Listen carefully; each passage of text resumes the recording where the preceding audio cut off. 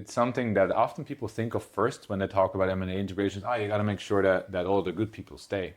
It's like, yeah, you should always be doing that. That shouldn't be a thing you think of now that a merger is happening. You should always be keeping your top people informed, involved, excited. Hello and welcome back to the Product Experience. This week we're at MTPCon London, where Randy caught up with Vincent Jong, CPO at Dealfront. They talked about what product people can learn from mergers and acquisitions. Vincent, thank you so much for joining us on the podcast. How are you doing?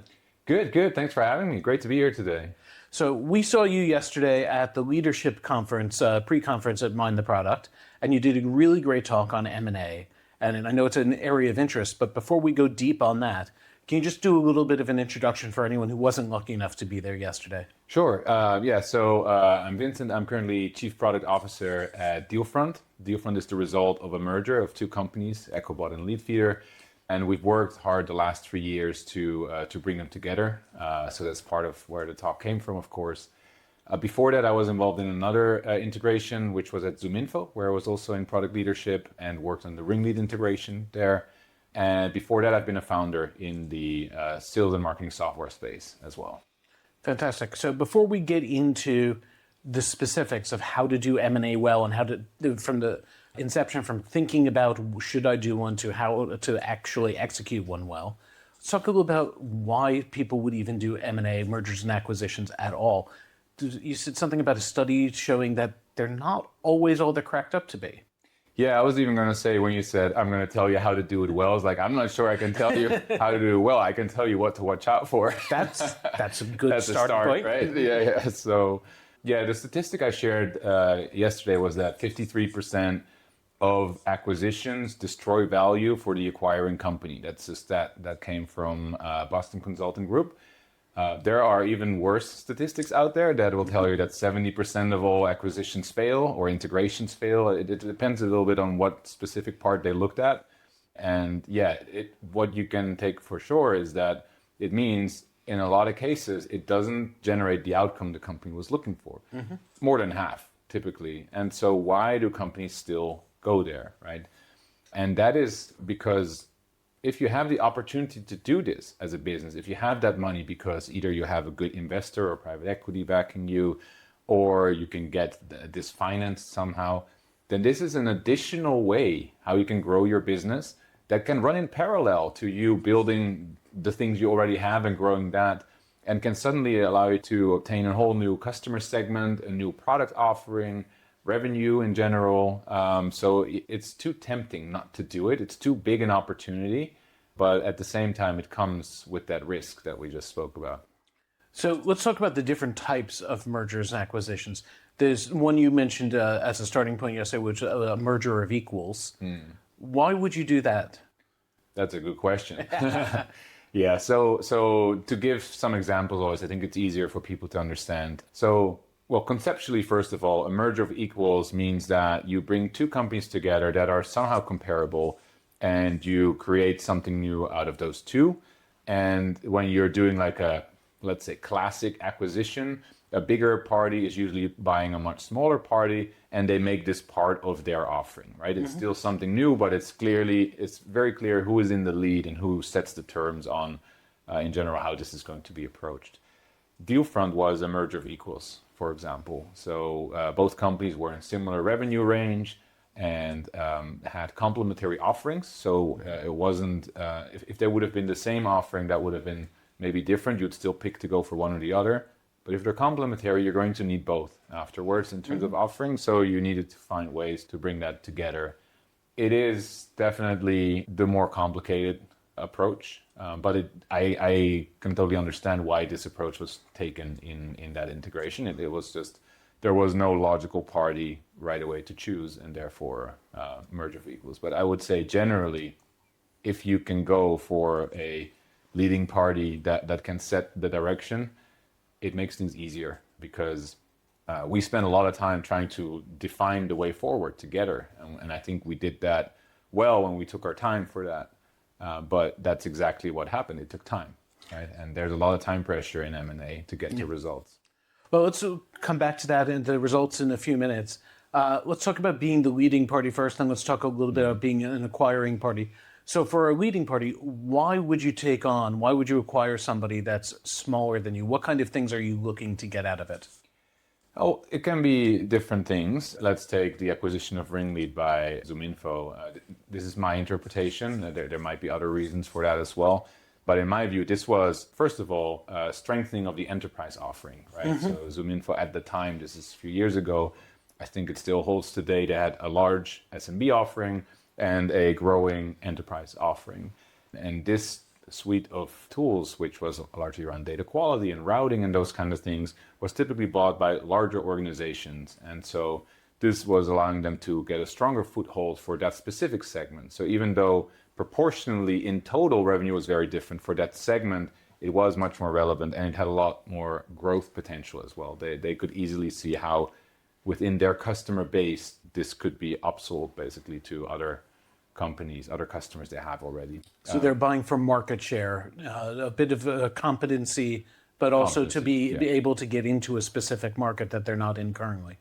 Yeah, well, they were in it, they were selling, but they were strengthening that offer. The example that you mentioned also exists. So we recently announced the acquisition of Wired Minds from Dealfront.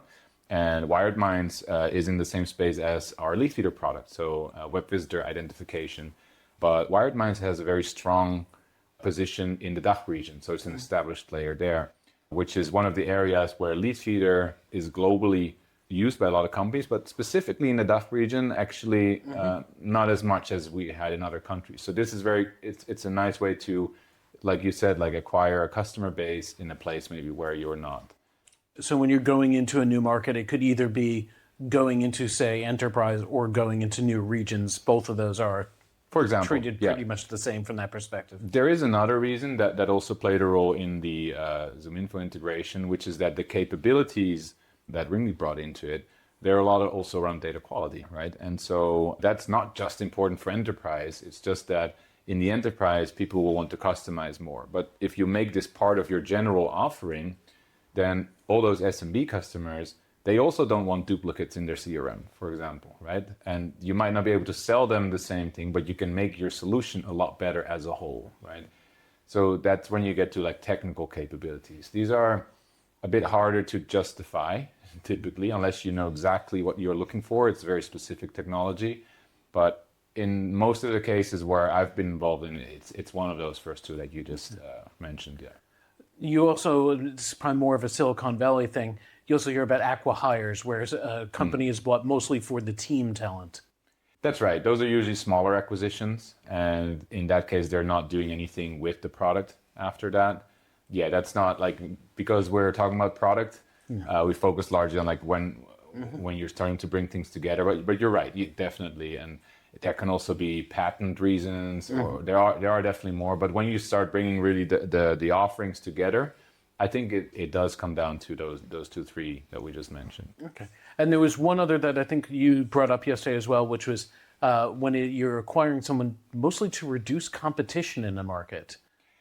Yeah, well, that I haven't been part of that with that reasoning, but yes, this is of course a common play, I guess, especially also in private equity. You see this a lot. It's either to reduce competition or if in a market that you are already, or like we said, to quickly add new ones to it. Yeah, makes sense. So when you've decided to do this, you decide that rather than build, the best way for you to grow and grow your business is to merge or acquire somebody else. How do you even start? Well, that's a good question, and we also struggled with that as we're looking at the market, and often as product people we'll say, well, we can do that, we can build that, and I think the first question to ask is like, well, but how long is it going to take, right? It's a very logical question. Like, are you actually well positioned to be one of the best players or to make a strong offering in this space? And there, I think the sales and marketing space is especially interesting because there's a lot of specific players in the space. Like there's for every part of the process, there's its own solution for engagement, for this type of marketing, for those types of data and contacts. And what you typically see happening is that a company will spend 10 years getting really good at one thing. And then in the year after, they add 3 other things which they think they can also all build, right? And it's just it's not just hard to build technically to actually get it right. The first version, sure, but to get it right. But second is also to integrate this into your sales process, into your go-to-market, to actually become known for the fact that you have this kind of offering. It actually turns out to be pretty hard. The hardest thing is to actually reach the right customers. And so if you can't upsell that thing to who you're selling to already, then that's a much longer journey than just building in. And I think if we're looking at these things ourselves, we try to consider where we are already getting closer or where we also need to rely a lot on our own infrastructure. Because if we do, then anything we buy is going to be a lot of work to integrate because it needs to be so deeply tied in to what we do. And where do we actually not have a strong position yet, or we could do it, but we haven't started, and it'd be easier to just buy a player that maybe also has a certain sales teams in a region that we're not present yet, or things like that, right? So, and if we take like two examples again, for us, it's much easier to buy a data provider and pull that data into our solution because we don't have to worry even about their UI because we can just use that. We already have a UI and it's data, right? Whereas if you say, hey, I want to integrate a sales engagement solution, well, that needs to be rebranded and redesigned, first of all, to fit like the platform design. Then on top of that, it needs to start interacting with all the objects we have, like leads and companies and contacts and the workflows module, and we have to replace a whole bunch of things. And so the integration work there is almost as much as building the thing at that point. So then I would have to be buying a lot of customers and revenue for that to be worthwhile. And it needs to be really a key part where we need to grow. Else it's just not worth it. It's a folly to engage in any kind of process like this without knowing what the target end state looks like, what good looks like. What kind of things do you need to consider and say, okay, we found somebody, they're a good partner for this potentially. We may even have agreed on sums and terms and we know what this looks like. But you're starting to engage. How do you define your success metrics? As with many things in business, the number one thing is to be clear on what you're trying to achieve, right? So an acquisition can be a lot of things, but it cannot be everything, right? So you need to decide, are you buying this company because you want additional revenue? Are you buying it because you want to have more customers, a different product offering, higher retention? What is the one thing? And many people will tell you, well, it can do a few things. It's great, and it will. But in year one, you're going to have to define what success looks like. And that first year is very important to make sure that momentum builds, that people afterwards still believe this was a good idea, and that you have a feeling that you're earning back the investment that's been made. And you can't do that if you're trying to boil the ocean, if you're trying to like achieve everything at once, because things pull in different directions, right? If you want to optimize for retention, you might go a bit lower on new revenue, but that's because you're retaining customers better. And so you need to pick one and optimize for that. That's one thing that I think helps a lot. And that will actually help you also identify which targets you can even look at, right? What kind of companies like do you want to even assess for buying? And as you do that, you want to also be clear on what doesn't matter during that time. Coming back to the example from before, it's like, okay, we're going to be okay if revenue stays flat. We don't need it to grow as much as long as you're improving retention. That's a good thing. But I'm not going to expect you to do both. And so it's not just saying what you want, but also saying what you therefore accept not to happen. Those two things would like solve half the problems that you else run into, in my view, yeah. And what kind of time frame are you looking for some results to be shown? Is it important that you're showing results within a few weeks or months, or are we talking about year 1, year 3, year 5? What's typical? So you typically want to tell a year 1 celebration story. And to be able to do that, you need to be tracking things beforehand, right? So you're looking for leading indicators of things that are working well. Typically, it depends on what the exact scenario was, but if you can show some better together kind of stories along the way, oh, now you can use these two things together and this is why it's great, that helps. But internally, especially like the metrics are the ones that will matter and towards the board or the management level. So I would be looking at 6 months, I would already want to see some results. So at 3, I would want to know if we're going in the right direction, if we have less unknowns than we had before. But yeah, the 1 year mark is very important. And if you miss the 1 year mark, then somehow, you're suddenly looking at 2 years. And often in these kind of cases, the company is on sort of a plan, right? Like you're either on the private equity plan or where there's like, I don't know, 3 to 5 years, or you're on the VC plan where the next round comes in 2 years. And that's the moment where people will be wondering what happened with what you did and how can you show that this is a success. So that's the other timeline to take into account. But generally, if you do well in year 1, then people stay excited about this. It makes it easier to keep the right people engaged. It makes people think about other things they can do with it. So it has like this compound effect of all kinds of other things that start happening. There's a magical phrase that comes in when you're trying to assess whether a deal should be made. It's a mysterious and magical phrase of due diligence, which, as far as I can tell, is essentially discovery phase for M&A. Is there a fundamental difference between what due diligence is and a discovery phase? Interesting question.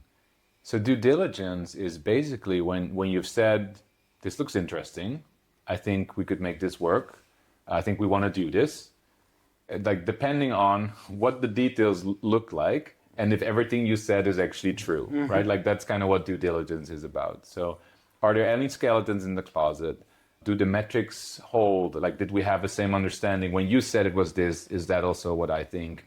That's kind of what due diligence is about, in my view. So you want to make sure that, you don't run into big problems during the integration or that the company might not be what you think it is. So it's more of an assessment than a discovery. So for me, discovery is about understanding, right? Trying to learn as much as possible about what a customer wants to do and what they're trying to achieve. Whereas in this case, it's risk management in the end. Like you've basically said this could work from like technical and business perspective, but now there's so many details that we need to go through and we're trying to reduce the risk of anything going wrong if we would proceed. So you're looking at things like marketing and sales operations, you're looking at technical capability, you're looking at finance and metrics and making sure all that makes sense. You're also looking at people and culture, though, aren't you? Absolutely. What is that? What are you looking for in that type of thing? Well, it depends who's looking, I would say. I would imagine that some companies look a lot less there than others. It depends a bit on also the view of the management. But things that I've seen be important are, for example, how do decisions get made in a company? How does strategy get defined? Is the company remote or is everyone in the office? And these are, if they're different, that doesn't mean that there's a problem. It just means there's something to be aware of and it needs to be dealt with. Like any of those things that are left unchecked can become a problem. But awareness and then dealing with it can, by doing that, most things can be solved, in my view. Other cultural things, there was this thing at Dealfront which was very important, I believe, is that we looked at like how do people treat each other. And even though there wasn't like this exact definition of it, we had the sense of like, yes, sure, we operate differently on these and these dimensions, but we feel like when everyone's in the room, it feels like there's a certain, it works well. And that was an important foundation of saying, well, if that's the case, then we will be able to figure these things out as we work through them. Culture is a tough one because it's so hard to measure exactly. And it's very easily dismissed as well of like, oh yeah, there's a cultural difference, but we'll just focus on the business topics.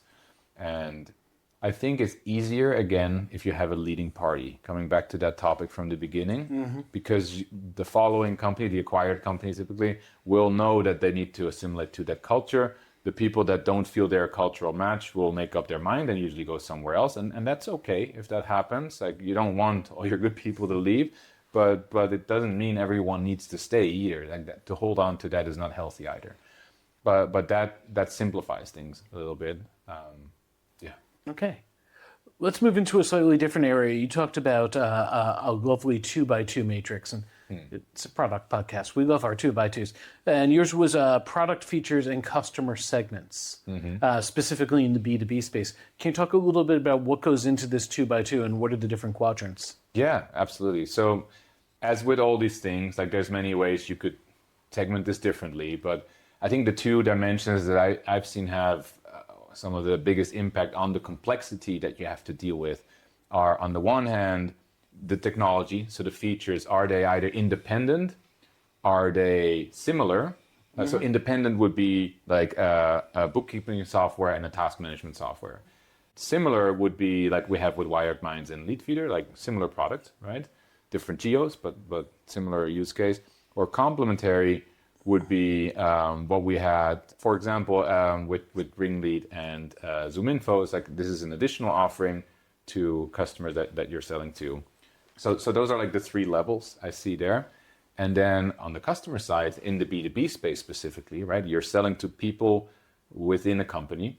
Again, you could have like what was the lowest level is like different companies entirely. So one is selling to SMB and the other might be selling to enterprise. Or you could be selling to the same company and the same buyer. So you're both selling to marketing managers at the same company, right? That makes it still, like you just have to adapt your messaging to that same person or add something to it.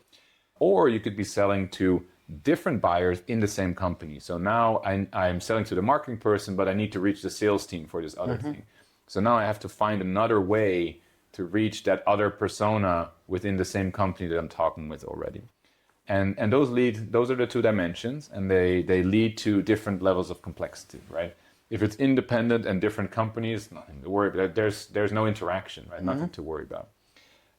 Now, if you have the same functionality, and let's assume same buyer for now, then you're typically going to keep only one of the technologies over time, right?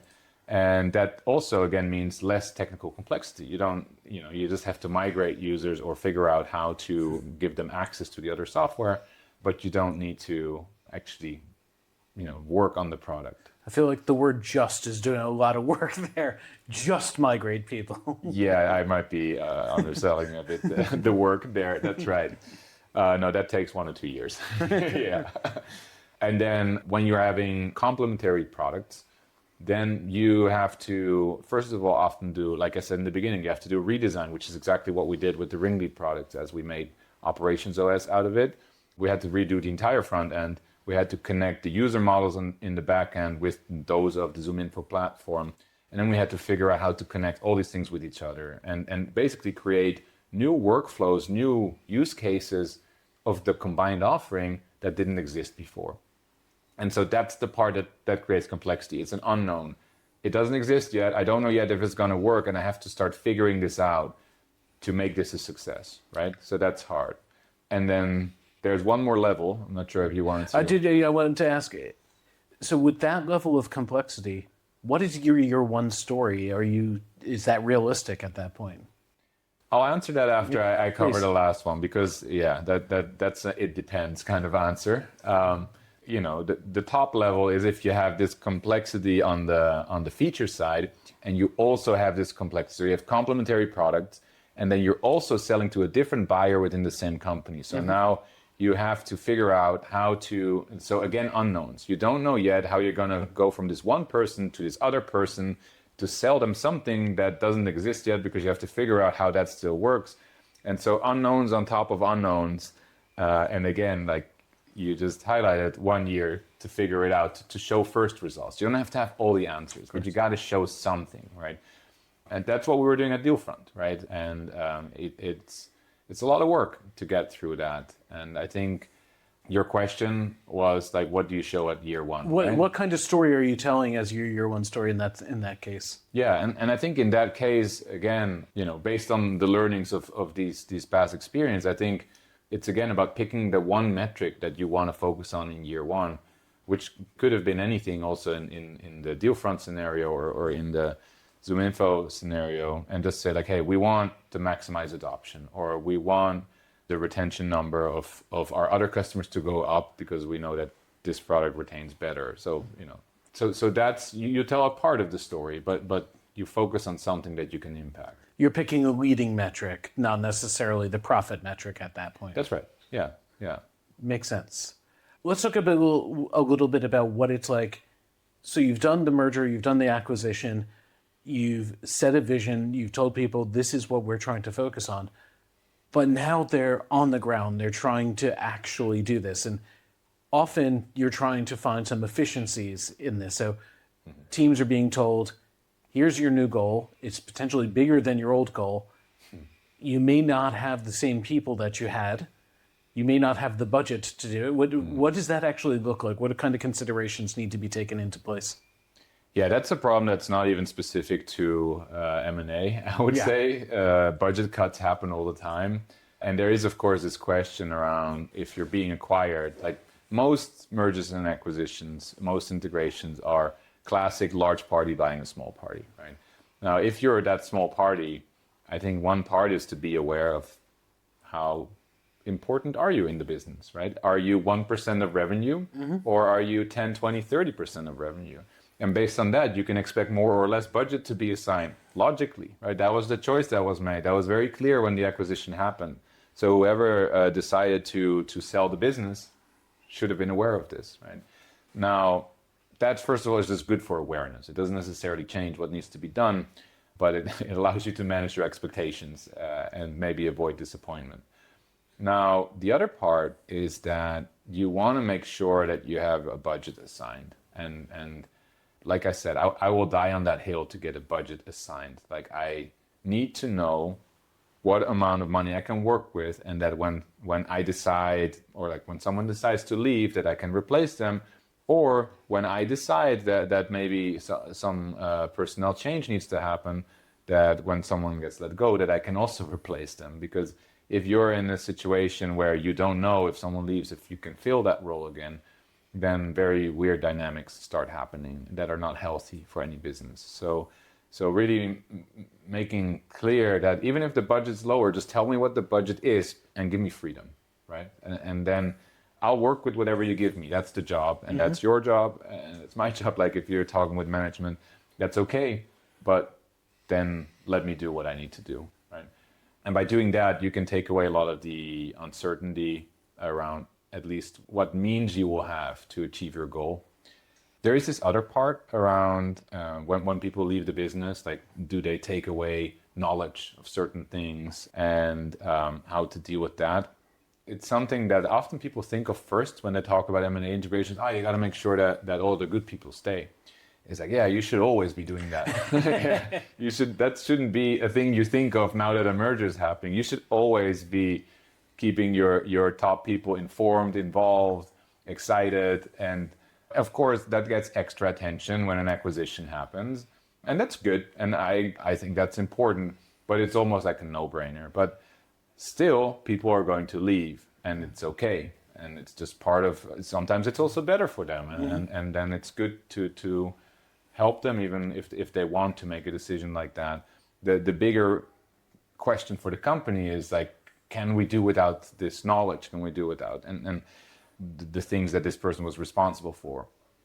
And that's the part that you can protect yourself from as long as you have the right metrics in place. So you need to have good operational reporting, not just on user journeys and revenue and those kind of things, but also on your underlying systems so that you know when something breaks.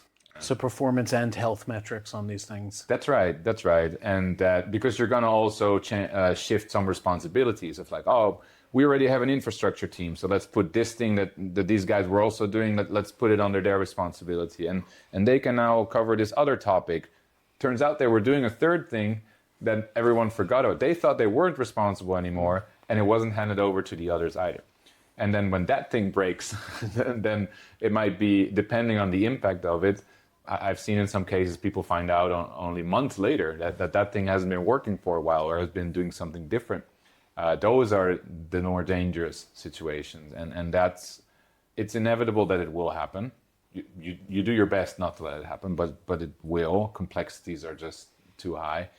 But then if you have the reporting, then you will know something's wrong. And I have not yet encountered a situation that couldn't be solved by other good people when they knew where to look. Talking about good people, as a leader in a company that's either acquiring or being acquired, what are the critical things you need to communicate out? What do people really need to hear? What are some of the topics that anyone going through this should be keeping front of mind? Because sometimes things seem obvious. You're in certain meetings, you're aware of certain things, but other people aren't necessarily in those positions. Yes, you mean internal communication, right? Yes. Yes. So this is, no one will get this completely right because different people perceive communication differently and have different information needs, right? So this is hard because you're trying to find the balance between what can people handle in some cases as well. Like not everyone's thinking through the same kind of metrics of how to run a business and why this matters and that not. But the main thing that has always guided in any team that I've been on, what we do is like, if people expect to know something, we should tell them somehow, right? It can't be that they find out a year later that we were telling them everything's fine and it wasn't. Like that would be the worst example, right? But generally, just being very open about the process and saying like, hey, these are the goals that we set out to do. These are the teams that are getting started, and just share the wins with them and respond to things as well. I think that's the other part. So as you do that, you'll hear left and right that there are certain questions or rumors even that are going around. We've always addressed them head on, and I think that's one of the things that I really appreciated, especially at Dealfront. That we did these what did we call them, town halls, and people could submit their questions beforehand, and we put them on a big slide on the screen, and they wouldn't be changed. Like they would be written the way they were written, and it was anonymous, right? And sometimes it was a little bit uncomfortable, and we started with the most uncomfortable questions first so that we could always say like, hey, we're not hiding from anything. We're trying to do our best to answer. And then some of them we couldn't answer just yet. We don't know yet. We're working on it. And then that's what we would say. And I think it's whichever way is natural, like trying to be transparent and basically, as long as you have trust, then you'll get through it. Vincent, this has been fantastic. I think we've got time for one more question. So I'll throw a hard one at you. All right. One of the things you said yesterday at the Leadership Forum was the most important thing is to solve the hard problems. And because otherwise you will suffer the consequences. Let's not worry about the consequences yet. Let's worry about how do you know which are the hard problems? It's very easy to avoid these things. I mean, they may come up at town halls, but how do you deliberately set out and prioritize these are the hard ones? That is a good question. So knowing which are the hard problems are typically the ones there are some problems you realize, this is important, let's work through it. Those are your comfort zone problems, right? Let's come up with a new strategy to solve this thing. Great. And then it's fun. And then there's these other problems where you're looking at how we need to change something in the organization here, and we know we're going to have to, but like if we don't really, like, it's going to be uncomfortable, right? It's like, well, let's focus on this thing first because we know what to do there, and we'll do this other thing later. And my guidance generally is like, you're going to need to do both, probably, especially in an integration. You can't, if this is the time to take action, then postponing it will just delay results, right? And I think, therefore, keeping a list of these things is what's going to help already. So just saying like, okay, this is an important topic. We may not have the answer now, but we need to work through this. And if need be, just, the list will grow. And then you just sit together, go on an offsite, sit together in a room until you have a plan. And sometimes your plan might be like, we're going to wait this one out for another 2-3 months. There's more change coming because there is a lot of change. And sometimes waiting is better, but at least make that a decision. Be deliberate that you're deciding to wait. Something to monitor rather than to just tackle. Yeah, it's like, or we know we're going to have to do something, but now is not the right time. That is also okay. That's a decision. And it comes back to actually that very first point, like be intentional about things. And that's what I meant with like, don't hide from the hard problems. Just say like, this is going to be something we'll have to deal with. We probably don't have to deal with this in year one, so let's not, because we have a lot of other things. And that's okay. I'm not against that. What I would suggest people not to do is to think, well, we're so busy with these other things. Yeah. Let's just you know, and it easily happens because like these things get raised by someone. It might have not been put on this kind of list. It might not even exist. And there's 5 other things that are also important, and you know, next time it's just somewhere in the notes of the previous meeting, right? That's kind of the they always come back to bite you in the end. Like rarely does a problem solve itself, in my experience. Actually, one more question. As a veteran of M&A, is there one thing that you would advise people that if they see as they're in the consideration stage, if they see this in something, a big, hairy, scary thing coming up, to say, you know, no matter how good everything else looks, this is a really bad warning sign. What's the one thing that people should be looking for and say, if I see this, I should not pursue this potential opportunity? I would say if you start seeing that what the person you spoke with, usually like the management or the owner, turns out to be a little bit different as you get into details, and there's an explanation for it, but you find the next thing and there's an explanation for it. It comes down to trust. Again, if that happens that early on already, then there's probably more skeletons in the closet, I would say. So I would look for patterns on that front. Like, it's fine that something looks a bit different. It's okay. But if you see a pattern that every time you find something else, even if it's not big things, even if it's small things, if there is too much of a pattern of that, I would get concerned. Other obvious ones would be like legal risk and so on. But I think a lot of things can be solved with the right attention.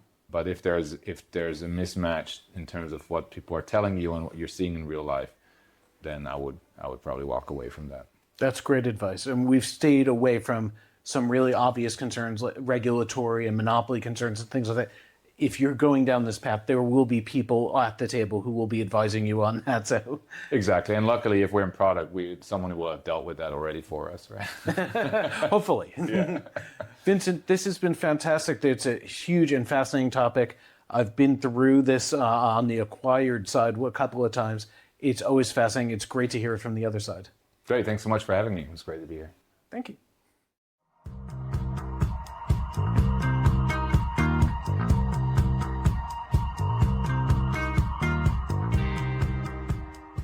The Product Experience hosts are me, Lily Smith, host by night and Chief Product Officer by day.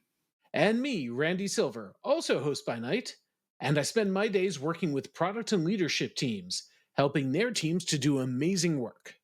Luran Pratt is our producer, and Luke Smith is our editor. And our theme music is from product community legend Arnie Kittler's band, POW. Thanks to them for letting us use their track.